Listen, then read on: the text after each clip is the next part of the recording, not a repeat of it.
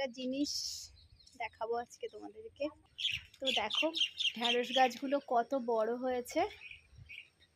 একটা জিনিস দেখাই, এই যে দেখো এই একটা হয়েছে, আর এই দিকে আছে, এইদিকে একটাই এই যে বড় হয়েছে, আর বেশ কয়েকটা হয়েছে। গাছটা দেখাই, এই যে দেখো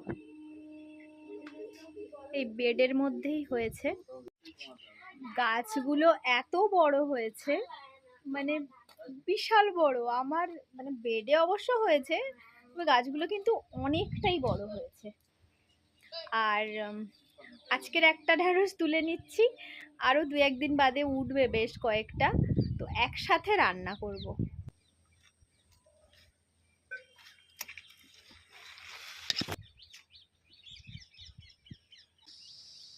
টমেটো পেকেছিল, কিন্তু টমেটো পাখিতে খেয়েও চলে গেছে। এই যে টমেটো খেয়ে চলে গেছে, আর যে কটা আছে আমি পেড়ে নেব।